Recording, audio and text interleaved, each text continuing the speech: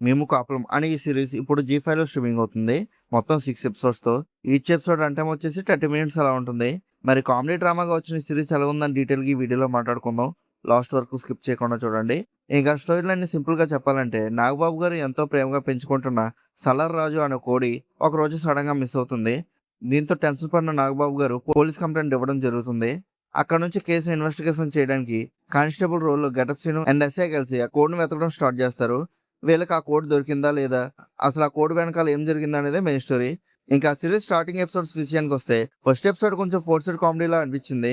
క్యారెక్టర్స్ని establish చేయడానికి try చేసినవే కొంచెం ఆర్టిఫిషియల్గా అనిపించవచ్చు.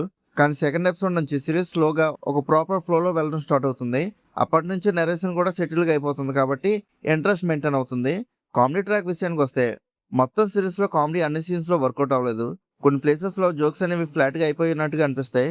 కానీ గెటప్ సీన్ ఉన్న సీన్స్ మాత్రం చాలా వరకు ఎంటర్టైనింగ్గా ఉంటాయి. ఆయన టైమింగ్ అండ్ బాడీ లాంగ్వేజ్ వల్ల సీన్కి ఒక మంచి ఫన్ ఇస్తుంది. సీన్కి మంచి ఫన్ వస్తుంది. ఎస్పెషల్లీ పోలీస్ ఇన్వెస్టిగేషన్ సీన్స్లో ఆయన ట్రాక్ మాత్రం డీసెంట్ లాఫ్ అని చెప్పొచ్చు.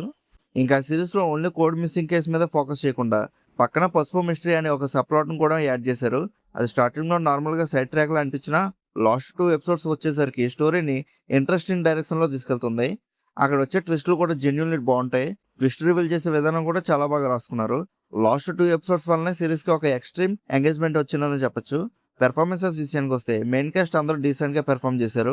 నాగబాబు గారు తన రోల్లో న్యాచురల్గా కనిపించారు. గెటప్ సీన్ అయితే సిరీస్ని క్యారీ చేసిన వాళ్ళలో ఒకరని చెప్పొచ్చు. కానీ కొన్ని సైడ్ క్యారెక్టర్స్ యాక్టింగ్ మాత్రం చాలా ఆర్టిఫిషియల్గా అనిపించాయి. డైలాగ్స్ డెలివరీ కూడా కొంచెం సీరియల్ టైప్ వైపు ఇచ్చిన మూమెంట్స్ కూడా ఉన్నాయి. ఇంకా టెక్నికల్ ఎక్స్పర్ట్స్ విషయానికి వస్తే బ్యాక్గ్రౌండ్ మ్యూజిక్ యావరేజ్గా ఉంది. మెయిన్ ప్రాబ్లం ఏంటంటే బీజాన్ని మళ్ళీ మళ్ళీ రిపీట్ చేయడం వల్ల కొంచెం రిపిటేటివ్ ఫీల్ వస్తుంది. సినిమాటోగ్రఫీ డీసెంట్ అనే చెప్పొచ్చు. విలేజ్ సెటప్ అండ్ విజువల్స్ని సింపుల్గా నీట్గా చూపించారు. ప్రొడక్షన్ వాల్యూస్ కూడా యూజ్ రేంజ్ లేకపోయినా సిరీస్ స్కేల్కి తగ్గట్టుగా ఓకే అనిపించాయి. ఇంకా ఓవరాల్గా ఈ సిరీస్ ఎలా ఉందండి, ఇది బాగుందని చెప్పలేము, అలానే కంప్లీట్గా బోరింగ్ అని కూడా కాదు. సింపుల్గా విలేజ్ బ్యాక్డ్రాప్లో కామెడీ అండ్ మిస్టరీ మిక్స్ చేసి ఒక లైట్ హార్టెడ్ ఎంటర్టైనింగ్గా తీశారు. కొన్ని ఫ్లాస్ ఉన్నా కూడా లాస్ట్ ఎపిసోడ్స్ అండ్ ట్విస్టుల వల్ల సిరీస్ ఎంగేజింగ్గా మారుతుంది. ఫ్యామిలీతో కలిసి వీకెండ్కి క్యాజువల్గా చూడడానికి మంచి టైంపాస్ సిరీస్ అని చెప్పొచ్చు. ఎక్స్పెషల్లీ షార్ట్ రన్ టైం కాబట్టి ఈజీగా బింజ్ వాచ్ చేయొచ్చు. ఇంకా మీరు కూడా ఈ సిరీస్ చూస్తుంటే మీకు ఎలా అనిపించిందో కింద ఉన్న కామెంట్ సెక్షన్లో చెప్పండి.